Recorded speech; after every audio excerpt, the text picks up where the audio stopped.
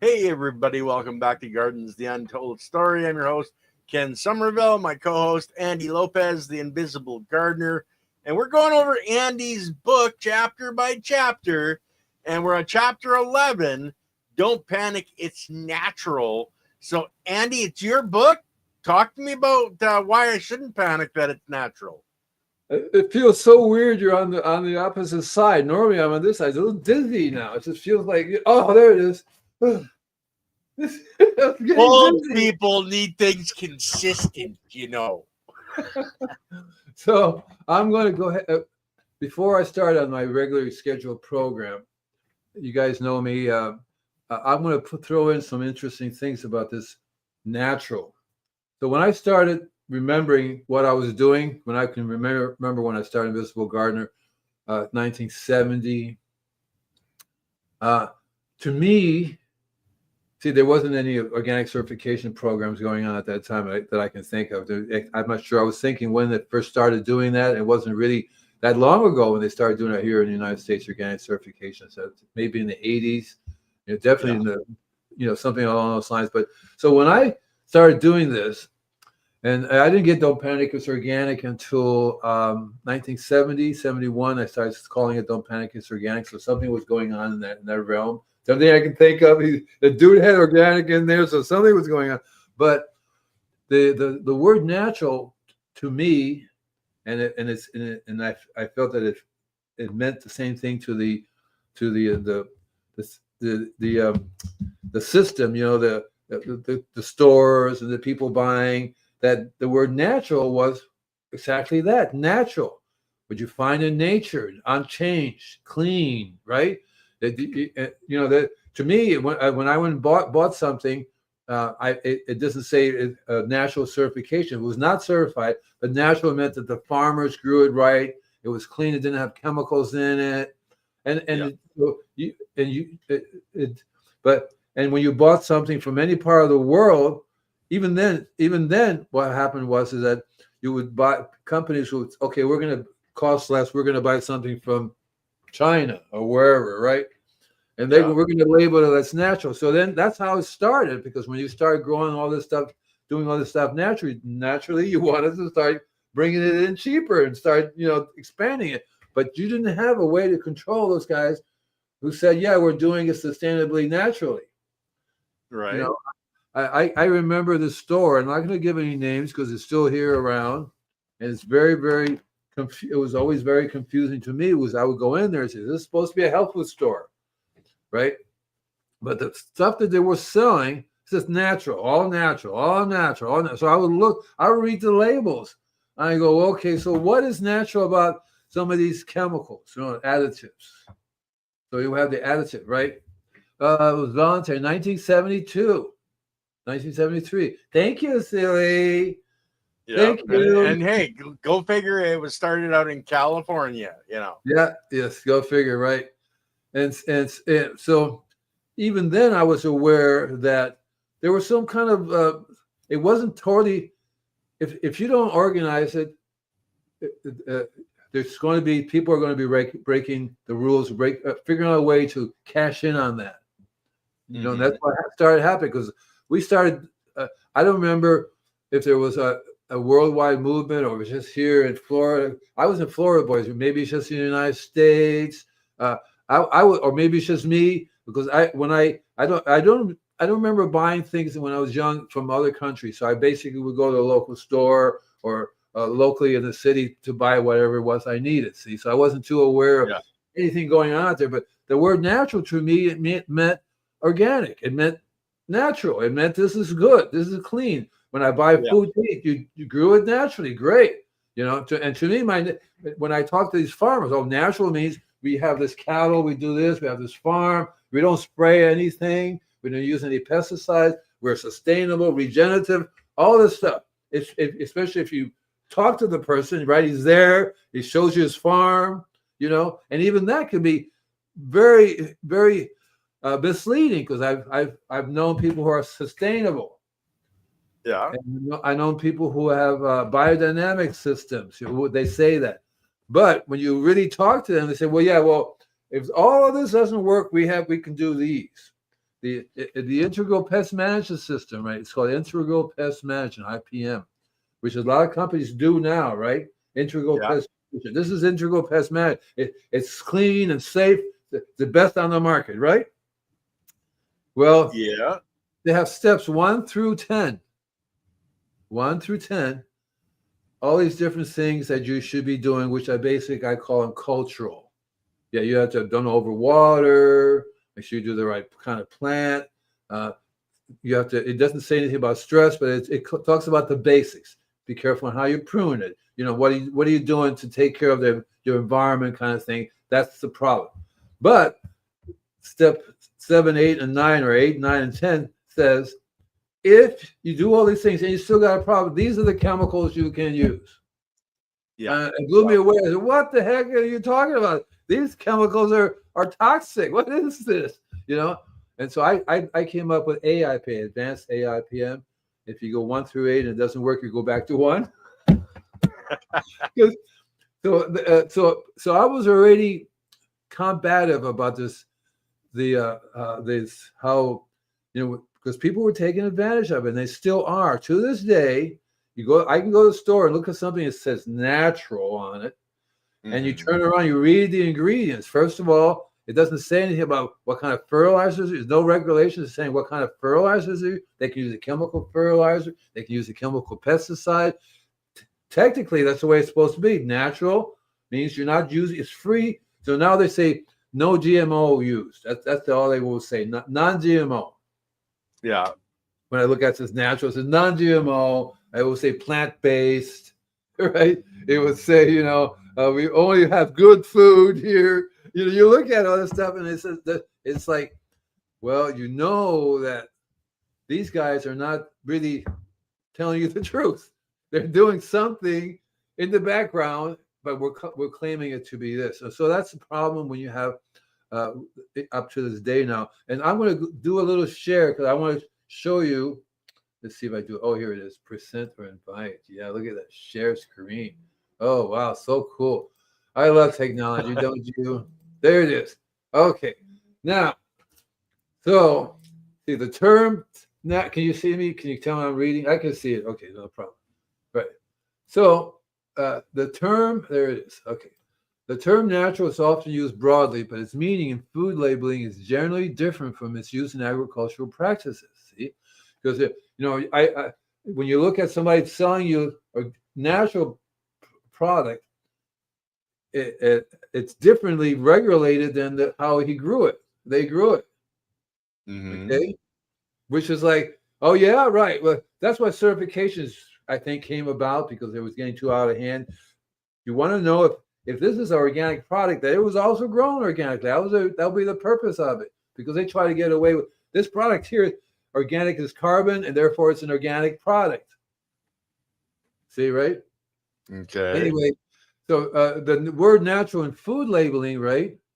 This is what the FDA defines the term. There's no artificial or synthetic ingredients, right? So that's very good right there. No artificial synthetic ingredients. Minimal processing for meat, poultry, and eggs. That's the key word, minimal. But what it doesn't cover is that how these food were grown. It says here, I got it from my favorite AI. Okay, I drilled it down so I get it down to where I want it. Most foods, the natural label does not address how the food was grown or produced. You see, so here's a natural product. Naturally, that it's the same thing as the not natural, the one that doesn't say anything whether it's organic or not. The difference is you would buy that one. That would be the difference. Okay. Okay. And so here's the term of the definition of natural when it comes to agricultural practices. Okay. So ideally, it should be chemical-free, minimal intervention. Now, minimal, there's that word again, see? Remember 1 through 8? You can still go to 8, 9, 10, 11. Yeah. Use these chemicals. That's a minimal intervention. Okay. Okay. And so, and then one of the things about natural and agriculture is that it's supposed to be for soil health. It's supposed to be for biodiversity. But there's a reason why you can't call it organic, right? Mm-hmm. Because you are using something that's not organic, some chemical. So it's kind of like, to me, it's very hard to understand how you can be involved in soil health and biodiversity when you would be using chemical fertilizers, chemical pesticides, chemical fungicides. You're saying, I'm doing the right thing for the soil. This is how we're going to control this. We're spraying this. And the spraying could be not as toxic. The integral pest management system, these are chemicals you can use. These supposedly chemicals are not as toxic. In other words, Roundup is not on the list, right? It's not on the list. There are a whole bunch of them are not on the list. But just because they're not on the list, and these things are just as toxic as these other things are. The only difference is they're getting away with it more. Tobacco will kill you. Mm-hmm. A Well, drop I of think, Andy, I think a lot of it, Andy, is what people want to believe, that their politicians, people like that, would not allow things that hurt people and plants to be out there. Unfortunately, they're wrong. The government isn't, about, all this stuff being good for us.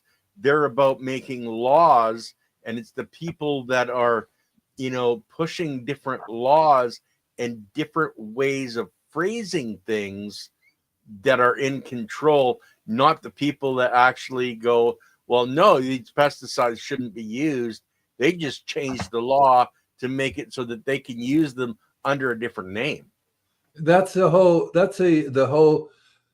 So I've been doing a radio show on the brick and mortar where I would drive, and people will call me up in the station, the different stations that I would be in. Let me see. I can continue sharing, but I'll bring this back up again, because basically all that does is it says the same thing that we're saying, but not. This is a little more straightforward in that this natural system could have any chemical in it. It could be done any which way but loose, and you have to buy natural you have to be very careful. One time I would buy something natural if I'm going to the farmer's market, and I say, okay, Yeah. what is that? Well, all the chemicals I used to feel over the years, none of it can or should be called organic. Yeah, well, one of the organics, this is weird. So just say I have a farm and I've been growing chemical for years and years and years, right? And Yeah. I got caught trying to sell stuff as organic. Oh, it's organic, but then it called me. So, well, I'm just going to start doing it organically and be called label and label organic. 3 years, you're allowed to. You have to not grow anything on that land, and then after 3 years, you can start growing it. It'll be totally clean. You can start calling it organic. Well, I think actually in the organic certification, I don't know about everywhere. It's 3 to 5 years. You're not allowed to use anything chemical. You're not even supposed to have anything like that on your property in your sheds. But who's actually enforcing that? Is there soil testing being done? And where's that percentage of going, okay, well, once it reaches this percentage of these forever chemicals in your soil, now we can say that you're certified organic. It's really hard to say where, the line has been drawn, because I know growing up, my family had a certified organic strawberry farm, and it took us 3 years to be certified. We could grow for 3 years, and then we could be called certified organic, but who's the people in the back end that's actually testing this? So look, in the beginning, God created the earth. No, that was wrong story. Stop it. I didn't say that. But in the beginning, when this started, they had the right consciousness about it. Okay, we're going to come and test your soil. We're going to then, one of the problems with being certified is that lots of paperwork. Yeah, they test the soil all the time. They check you for chemicals. They check everything for chemicals. A lot of people don't want to do that because it's so much work, and it's a real mess. I'm not saying it's bad. I'm saying that's the process.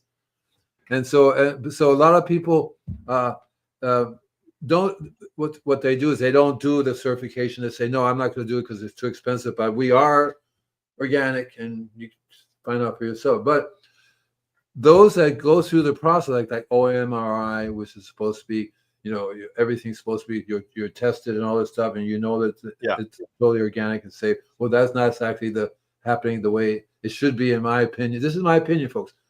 Yeah. And so it's gotten to the point now where you can't really believe anything when you go start, even if it says certified organic on it.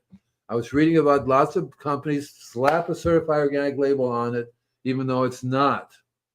And so, well, Andy, you think that, okay, they can bring in produce from another country, not have any clue, of how it was growing, but because the people here packaged it, or people in the U.S., it was grown in or processed in the U.S., they can put a U.S. stamp on it, but it's not from the U.S. So we really have no clue unless you go to the farmer, unless you go to Andy's yard and pick his lettuce. You don't know you're what not the hell getting you're my buying in the store. You ain't getting my lettuce. No, that's for that's for the squirrels. No, and it's actually gotten worse. Much. Oh yeah, and so I'll give you how really weird. So this whole genetically modified organisms thing, I started yelling about it in the early, I think it was 78, 79. The British are coming. The British are coming. Sorry, Brit, but because I was top of when they first started producing genetically modified organisms, and they were saying, no, this is totally safe. We take the chemical, put it in the gene, it's hidden. You're not going to affect you, not going to affect the environment. Totally clean. We're all doing it that way. That way we don't have to use Roundup. We put Roundup in the seed. The plant, the weeds can't handle the Roundup, and we don't have to spray. When in reality, they spray more than ever before the Roundup because everything's more immune to it. But so I was in the genetically modified organism business. It's really, really one of the weirdest things that I've ever encountered. And I've been around a long time. I've worked with people who have been for the round. I didn't work for Roundup. I was, I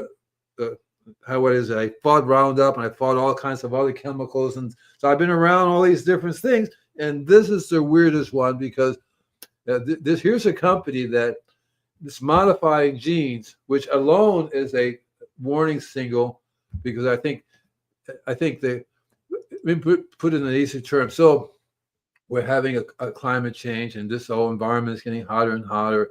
And normally the way you deal with it, you grow something and then you let it get used to the heat, and then you grow it again. Eventually the plant is accustomed to the higher temperatures, it can grow and all that. It takes a while. That's a natural genetic modification. It's naturally genetically modified. And so there's three different classifications of genetically modified organisms. There's a natural one, which you do that. We are genetically modified organisms. We're not identical to our parents. Our genes are different. They're modified. Okay, and a gardener naturally modifies their vegetables. I give you an example. So I grew tomatoes, and I entered tomato contest. So I would have 20 different kinds of tomatoes, and people would go, "Oh, this is a tomato I want to eat. This is delicious. Oh my God!" And I said, "You're right." So I would grow more. Instead of growing all tomatoes, I would grow more of this tomato. Right? I would grow a whole bunch of this one variety, and then within that variety, you would get one particular batch that was like, "Oh my God!" The same thing with pot. You grow something, and all of a sudden, one particular gene sticks out, and that's how it changes the whole thing. And so that's genetically modified right there. The lots of things on the market that you buy now, lettuce, it's genetically modified. Different vegetables and stuff that we've eaten the wheat that you eat now is genetically modified. So there's different ways to naturally, the way you grow it and so on. That's one of the ways to modify.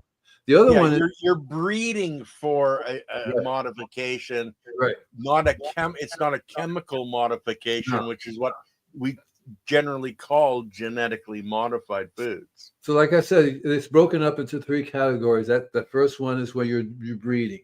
The second one is where you actually take a chemical, like the Roundup, and you put it in the gene. They've taken the Roundup, by the way, the company.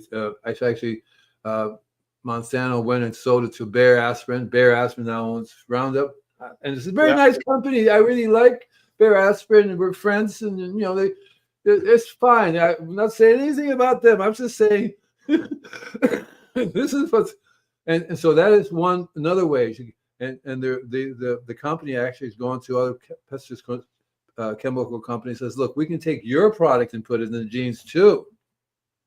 Yeah. And so that's the whole business right there. You're going to be finding more and more of that out in the market now, because it doesn't really make any sense. And then the third system, the third form of genetically modified organisms is radiation, when you expose genes to radiation. Now, this is a tricky one, because there was a case that went to court and said radiation is natural. Therefore, we should be able to radiate food and still call it organic, because look around, it's all radiation. It doesn't get any more natural than this, because that's what they were going to do. They want to take radioactive waste, put food through through a trolley or something, and expose it, and we'll get rid of all the germs. And that would be exposing, and who knows what mutations you would get from that. Well, they did that with the cannabis industry here in Canada. Oh, did they? Yeah, all your bud in the stores, or most of it, is, ran through the process, so there's no mold spores, or anything bad in there. It's just all the nuclear radiation that's in there, which is, that's so healthy for you. Yeah, and that does affect. So shoot, I forgot what I was going to say. I know we were talking about the three of them, and so they tried that in the United States, and it didn't work because we were a little bit smarter than I guess other people, and they said, no, we're not going to do that. It doesn't make any sense, to radiate our food. But the industry is. Remember, we had talked about when we got shut down about how the doctors and the agriculture people are basically in the same boat, and that's what's going on here.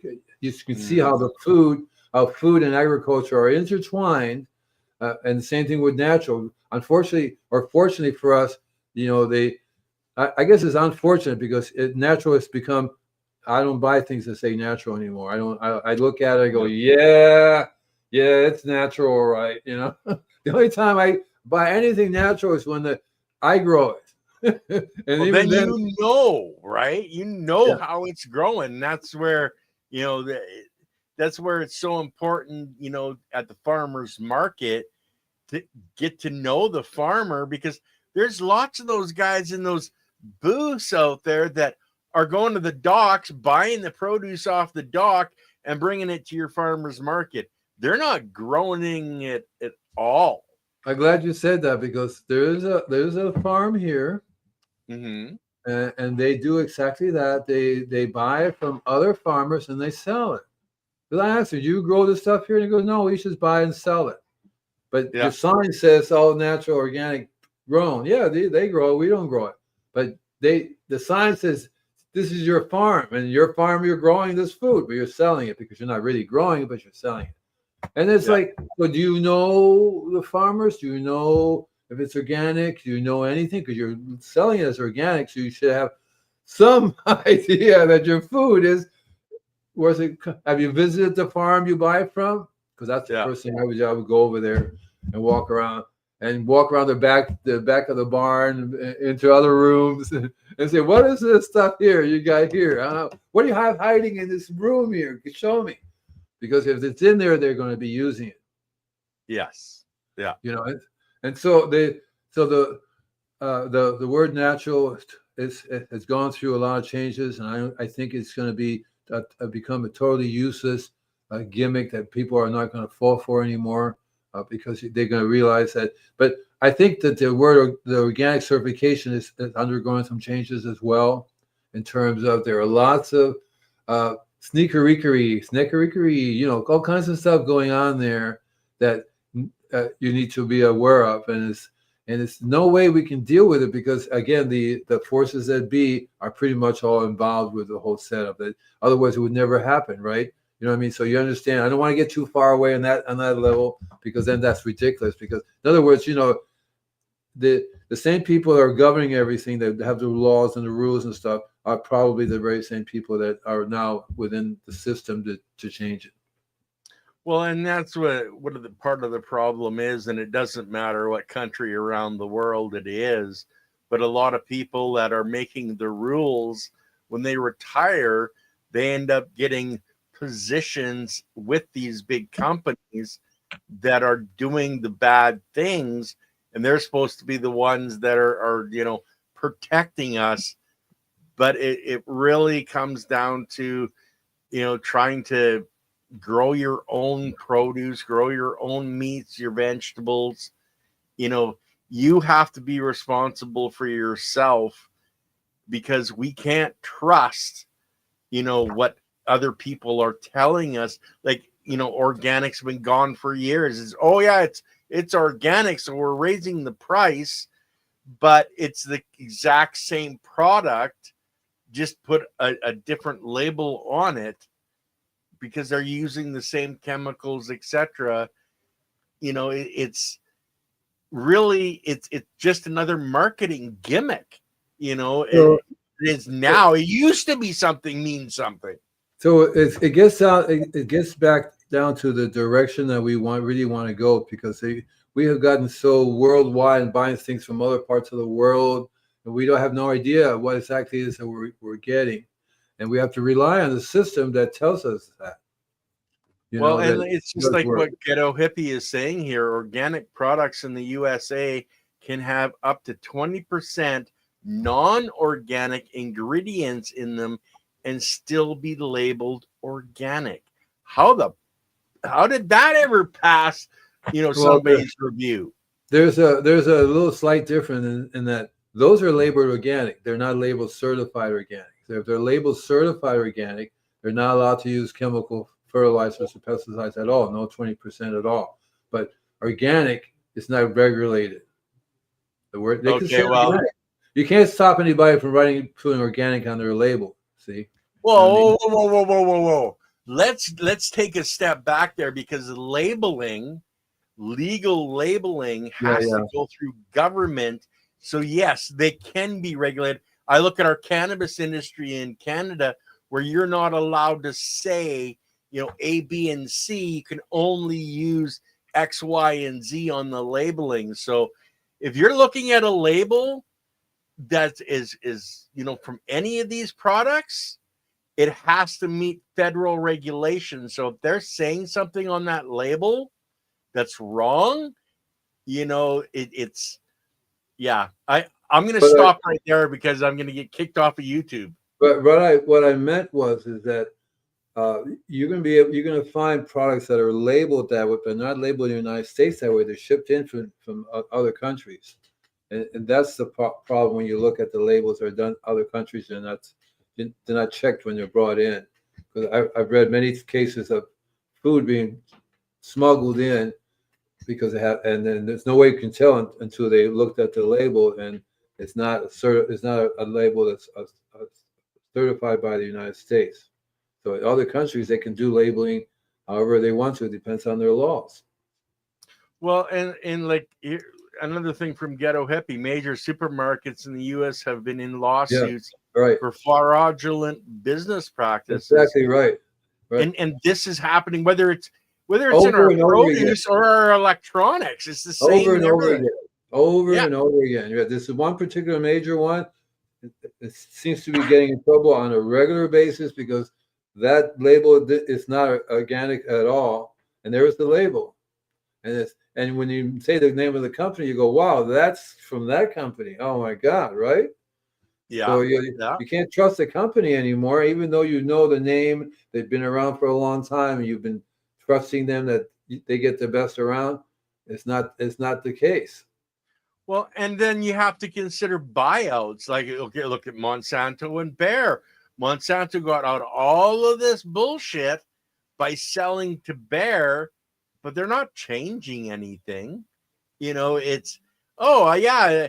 How many trucking companies have gotten into major accidents, lost all their licensing, and are back the next day because they changed the name? Okay. So, yeah, this isn't just in our food. It's a problem with how the system works. Right. So it comes back down to, I remember Victory Gardens, Mm-hmm. Yeah. and Victory Garden basically is grow your own. And Yes. ideally, that's one reason why I like going to organic gardening clubs, because there's usually a group of people in a neighborhood. Together, you can buy almost anything by walking around the neighborhood and buying from different people who are growing. Yeah. Well, This is an organized crime. in a lot of ways it is, and I hate to say it, because it doesn't matter in what country around the world you are. You got to go to the mom and pop, that's actually doing something. That's one of the reasons, they got everything is corporate, and they squashed the little guys in the little towns that had the grocery stores, the bookstores, the everything like that. They've quashed all these little guys and put in all the corporates, so that they can just make it that much worse. Than we have less and less control. And that's where the Victory Gardens were fantastic. And if you have the opportunity to have a garden, you should have a garden. That's also like, that's a good reason to basically learn how to grow Yeah. your own food. You really need to do that, and you need to really start. I was going to say, here where I live, and I'm not going to give it a name, and I'm not even going to mention the city where I live. The mom and pops have been kicked out. Your rent is now $50,000 a month, Mm-hmm. right? Yeah. So guess who moves in? So big giant corporations move in. Yeah. And they're Yeah, all owned. If you and I have actually looked at this, and there was lots of information, that showed just how the corporate system globally works. It all goes up to a very few families owning everything at the top. And that's the main problem, because we're dictated by the king and queen at the top, telling us what we can and can't do, what we can and can't eat. Like they're putting plastic as food. They're 3D printing meat. I mean, like, this is at the point of it's so bloody ridiculous that it's beyond imagination. So I was reading just this morning an article that says 3 people, and I'm not going to give any name, have more money than the 50% of the 60% of the people on the planet. Yeah. Yeah. Okay, you'll know which names, you can figure out for yourself, but 3 people have more money than 60% of the people on the planet. And that's the process that's been going on here for a long, long, long time. That's something that we're going to have to deal with it over and over again, because that's the way it works. Unfortunately, the commercial process is, the bigger the company, the more they have control, and the word is control. Well, and then the more money they have for lawyers that can put anybody like us, down fast, because we can't, gag us. Exactly. And well, there are areas and there are people standing up, and it is going to change eventually, because their system is not sustainable, because the more of us that they kill, it wakes up our friends and our neighbors and our families, hopefully, to see what's truly going on. And, hopefully this is going to change in the future. So I like it. To me, it's just part of life. You always have to defend yourself. You have to grow your own food as much as you can. You have to know what you're eating. You have to know where you're getting your food from. It didn't make much sense to me when I would go to the store. I have no idea who grew this stuff, and this is grown where, and it always rang a bell that something's very dangerous here, and I have to be real careful about it, because even if it's like certified organic, even if it's natural, there's still something going on in the terms of, because I was reading again, I read a lot about, so this shipping company, they ship both organic and conventionally grown produce in the same truck at the same time. Yeah. Yeah. Okay, so it's like tell the fruit, hold your breath, guys. We'll be there in a little bit. No, see, and the containers are all mixed in together, hanging there. It's like, and so that is a problem. And also too, when you're shipping fruit into the country, they gas it. They Yeah. gas it, and that's not organic, but it's organic compound. So it gets away being still called organic. The product. Well, and like I'm an old truck driver, right? And Yeah, you're I all did right. for 20 years. Here's a good story from a close friend of mine that was hauling produce, and he picked up a load of produce. They pumped in the gas to finish the ripening before it got to the warehouse for the stores. Yeah. He got, 2 states over, he got a phone call to go to a different chemical plant to pull that chemical out of his trailer, pump in a new chemical into his trailer because the order got canceled and it was going to go back to the warehouse. So it needed to sit for another 2 or 3 months before it was shipped to a store again. So he got halfway back and he got another phone call. Oh, the distributor paid their bill. So now go to another chemical plant, have the second chemical pumped out, a new chemical put in to ripen the fruit so that when it got to the warehouse, it was at the right stage of ripening. The fruit we're eating in the stores has been picked so green, it's Yeah. more like rubber, and Yeah. they're chemically Yeah. modifying it to Yeah. say, oh, it was ripe when it was Yeah. Yeah. picked. Yeah. Yeah. Yeah, When I right. lived when I lived in Costa Rica, I worked for a Chiquita. I worked for this Okay. banana company. Yeah. I'm not gonna say I said the name barely. I said the name, but I did manage to work for them because I was very good for organics, and they were having problems, and they pick it green. There's like rock hard, and you know what happens when you pick fruit that green? Is rock hard? It's not ripe, that's for sure. What happens if it's not ripe? What does that mean to It, you? it's not good. It's still it, Come on, you can say it. You can do it. You can say it. Come on, spit it out. Come it's on, you can do death it. by fruit. How's that sound? It doesn't have the minerals. It doesn't have the food value. You Yeah. can't. There's nothing nutritional in it because the plant didn't get a chance to pump it in. That's what. Remember sugar. Remember sugar means minerals. So when the fruit starts getting pumped in there with the sugar, the minerals come right along with it, and then you eat it. You're going to get the minerals. So you're picking it before it gets the mineral, before it gets the sugar ripening process, you're not going to get the minerals. And then it takes you more energy to process it in your body, and you lose on that. It's totally, and then top it off, it could be organic or it could be chemically grown, but they pump gas it on the shipping process as well. Yeah. They pump gases to keep it from ripening, then they pump gas to make it ripen faster. Yeah. And It's all a process. Keep that, the same thing with avocados. You name the fruit. well, yeah, it's we were designed to eat from our local environment before all of this shipping and stuff, happened. It's just like, if you're highly allergic to your environment, you're going to move from that environment.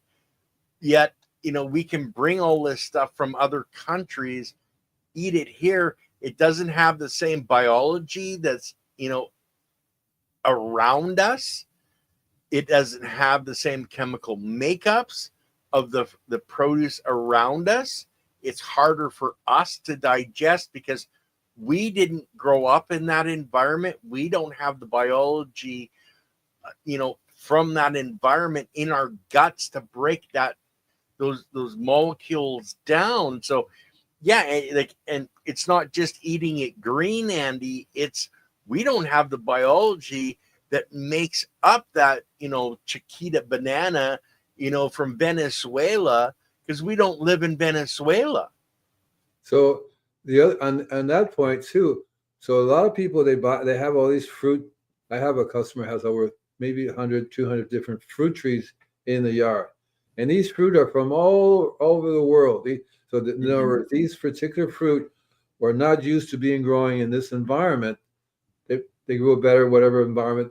So that means they're not getting all the nutritional value that they would have if they were grown somewhere else. And it's going to take them, they may never fully recover to the same state as that other place they came from, right? Because Yeah. like here's a desert environment. So it's never going to be luscious and never going to have amazing soil for to grow in. It's always going to be deficient. And that's probably a big problem why they have diseases and pests, because it's not genetically, it's not, this is not the environment for the biology. It doesn't even have the biology there that it needs.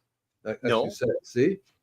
Yeah. And it's absolutely crazy that we expect to be healthy the way that, you go to say Wally Mart or Costco or any of these stores.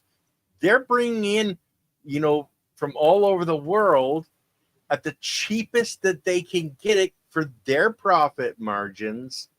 And you expect to get healthy, wholesome food from these places. Like it's insane when you start doing some real deep research into what's actually helping or happening in our food systems globally.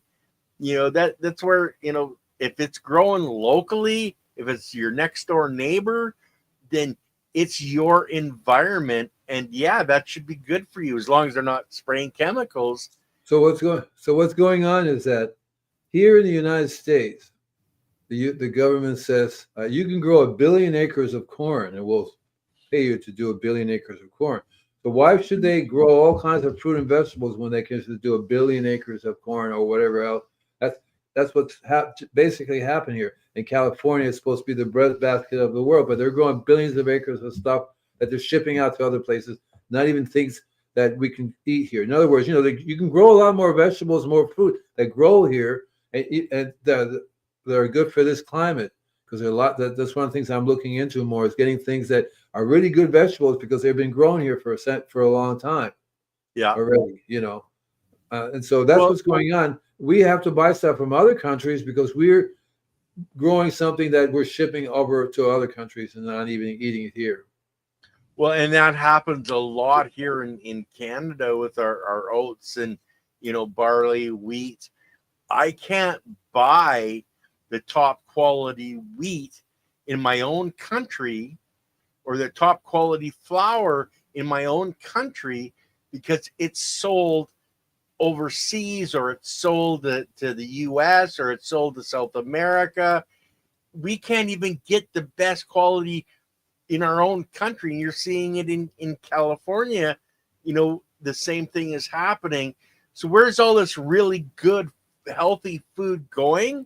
Because it isn't going to the country that grows it. I think that is literally criminal.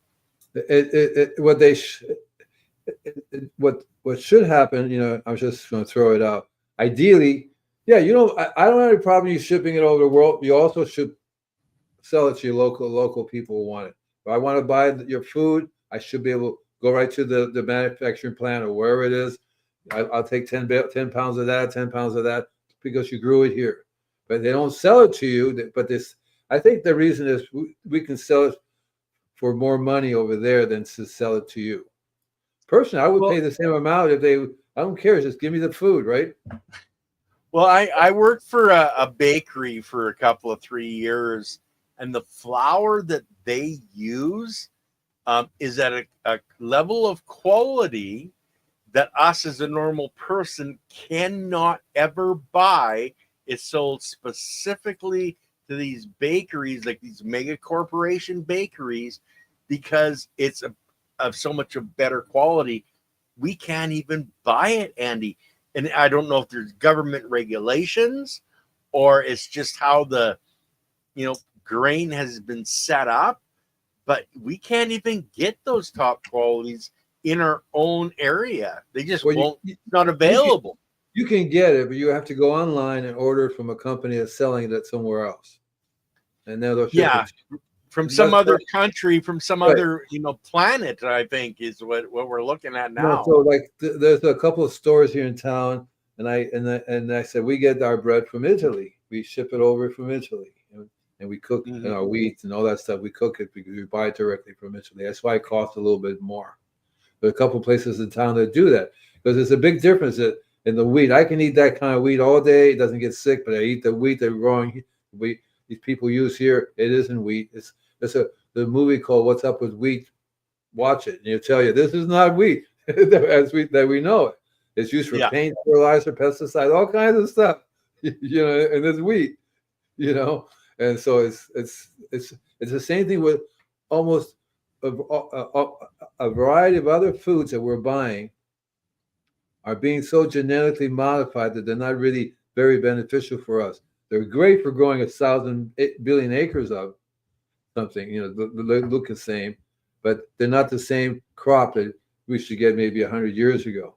So it'd be nice if and there are places you can still buy. I've started doing that, buying vegetables and plants that are the original genetic, the genetics, the way they were brought here. So I was looking at how people were growing, how people are Native American Indians. They sells amazing corn. That the corn will grow here like crazy. So I'm starting to grow it here. I'm growing other things that have been grown for centuries by people, and they're still here around to use. That's a process of learning because you can't buy these seeds. So I'm trying to reestablish seeds from them as well, get seeds growing, make it available to local people. So what I do here is like an organic hospital, plant hospital. People bring me their plants, but also too, I grow things that you can't really grow. I grow them in containers and started growing them in containers, bigger containers. And if you stick in the ground, they're dying because there's nothing here. You won't be able to, no matter what you do with there, it's just not the right environment for these poor little guys. So you want to be able to grow them in a greenhouse environment, and then you can grow. Unfortunately, that's heirloom. We talk heirloom seeds? Yeah, you know, and it's very difficult for me in Canada to buy an heirloom seed that was grown in California and have it grow in Canada. Yeah, I won't do because it'll do it. It's just not going to be healthy. But then if I take that seed from, say, a tomato plant and I replant it here for 3 or 4 or 5 years, it will change to the biological makeup in my soil. It'll change to the latitude that I live at because I don't live at sea level. It'll change to the environment slowly over time. But that's not what we're giving things nowadays. We're not giving them time. We're giving them, we're Serena's popping questions and jokes again. Thanks for doing that, Serena. We do actually appreciate them. I did that. Oh, there's another one. I can't stop it. Oh, stop. That's what I do. That's what I do here. See, when I have heirloom seeds, I have a seed bank from over the world. I have a whole bunch of stuff from Peru. So I will start them here in containers, get them growing it so they'll survive. If they make the ground healthy enough so that they'll survive in there. The environment is so weird here. Growing containers allows me to bring them into a safe environment and bring it back out again, so to speak. And so, but once they get to a certain age, that they'll start to grow in the ground. There are plants that you have to they produce seeds. You have to do the seeds thing all over again. Then there are plants, which is what I'm looking into, that do not. They're parental vegetables. They don't, they don't die off. They keep growing like little trees. Yeah. And so I want to grow those things because they will grow better and better. I'm learning now that I have some vegetables that are starting. This is the second year I've been here. So it's the second generation of seeds that I've been growing. Plus the soil is starting to look better. So that's what I do. I did that in Florida too. So I used to buy seeds from China, Japan, and colder environments and get them growing. And at first I didn't like it, but if they produce seeds, those seeds will grow. They did a little better. Every year, those same seeds, the plant will produce seeds and we'd be genetically more happier in their environment. Never totally, because you can never really duplicate a tropical environment, for example, or what I try to do is duplicate a cold environment where they need snow. So I would literally go buy some snow and put it around to try to duplicate that process for them, because I know a lot of I'm trying right now. I'm trying to grow some pine. I'm trying to grow some redwood, and these Mhm. require snow. The redwood requires fire, so it's Yeah, like yeah. yeah, you have to try to give them what they want to get them to sprout their little seeds.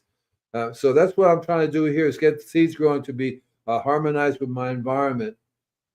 And like I say, these are natural. I'm actually thinking of starting to call them natural, and then with a in quotes organic. So the two, or maybe I used to have the two together. So I'll give you something interesting too. Rock dust.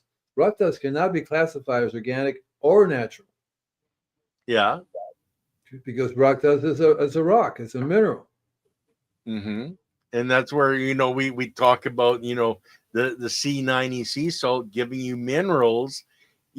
Sand will give you minerals. You know, you can't regulate that. I don't think they can regulate us. Shipping a sea salt No, they globally, can't. but I'm sure they're gonna try. They haven't. They haven't yet. I think what they try to regulate it is to make sure that it doesn't have any toxic metals in it. The same thing Yeah, with the rock dust. There was a case where the company was making some rock dust powder.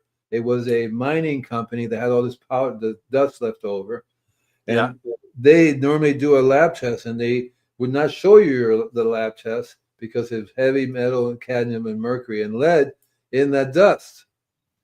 Yeah. Aside, it had a lot of other trace minerals, but it was really too heavy, so they couldn't use that. So that's where they do keep an eye on your rock. Right now, the rock dot sources are pretty well. They looked into it. Once they check here for the minerals, it's not going to change. You're not going to all of a sudden be toxic. Have your minerals become toxic.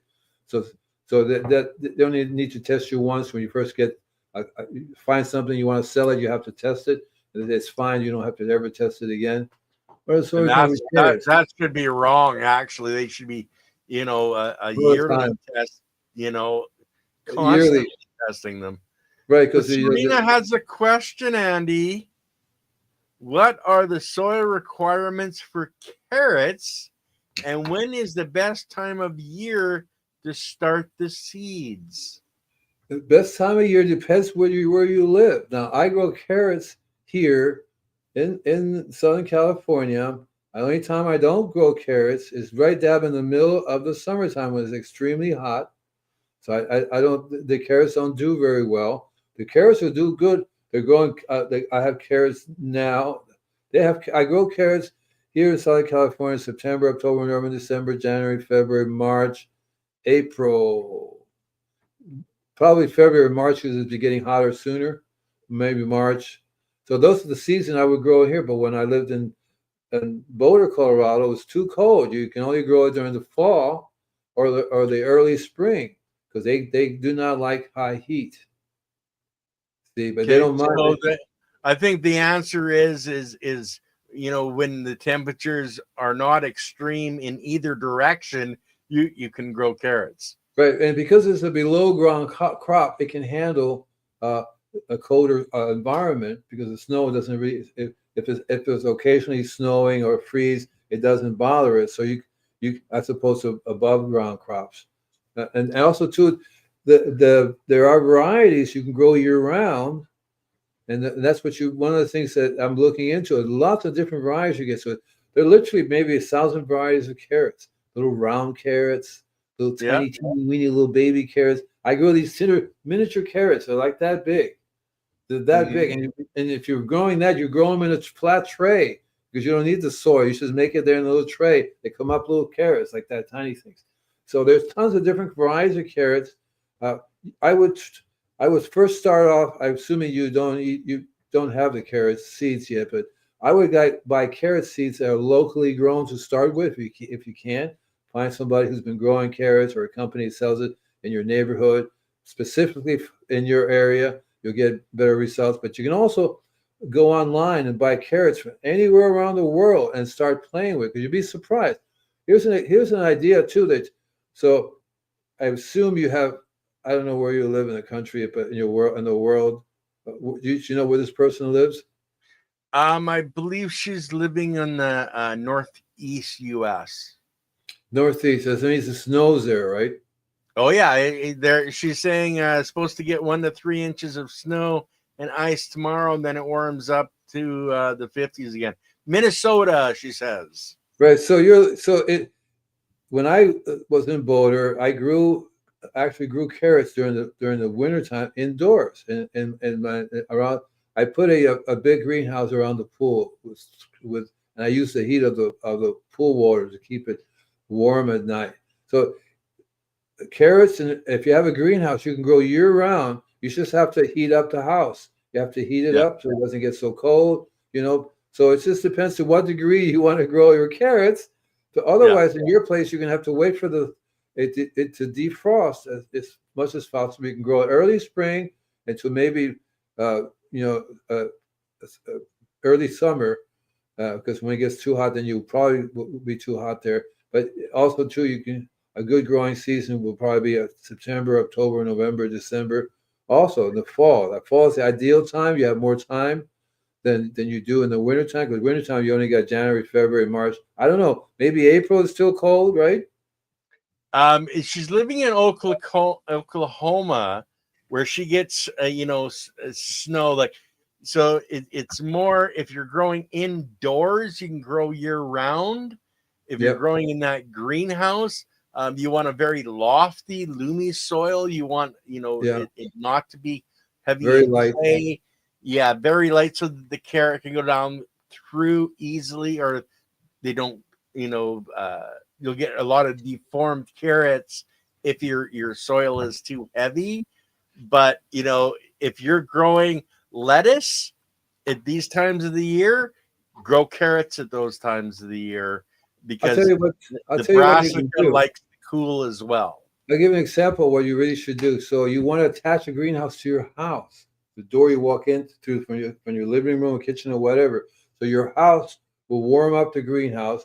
You can go a little further. If you were going to build the greenhouse, what you do is you build a floor, and through it you run copper pipes before you lay down the wood. So you run water through the copper pipe, and those copper pipes you run it up to the wall, through the ceiling of your greenhouse, or even your house. So they run up and down like that. So the sun heats them up, and you seal it. You put water in there, maybe with the valves you can add water to it. But usually when you fill it with water, it will naturally circulate. It will warm that whole place up, and then you can grow year round because you reason why you have a hard time growing in the greenhouse wintertime is it gets too cold.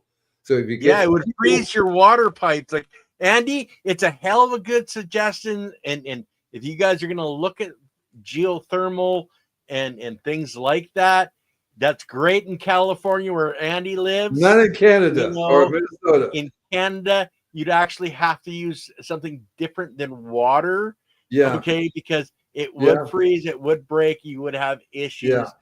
Guys, we're almost at the 1 hour mark, so uh, we're gonna jump off of that. I did want to share Serena's joke here, and that's what does snowman use to make a salad? Snow or snow crabs, snow peas, icicle radishes, and iceberg lettuce. Good one. And Merry Christmas. I know we're a few weeks away yet, but we're in December now, so I can start saying ho, ho, ho, hold the payments. Okay. Take care, guys. See you next week. We're Oh, talking and about next, what are we 7 hours. talking about next week, Andy? 7 hours. The Municipal Gardeners 7 hours. There we We'll have a go, little guys. contest to see if you guys know what they are. Get it? R. Okay. Get the R. Okay. R. R. Take care Tomorrow, then. the ladies are back. Uh, Holiday stress survival, nervous system, hormones, and chiropractic. That's on tomorrow. Dr. Paula will be on with us again on Sunday for her, weekly presentation. And then we've got Sam Baker from Wiggle Brew coming back on Monday with Leighton. So, guys, have a wonderful day. Have a wonderful week. We will see you tomorrow, hopefully, with the ladies talking about chiropractic in our physical bodies. Bye.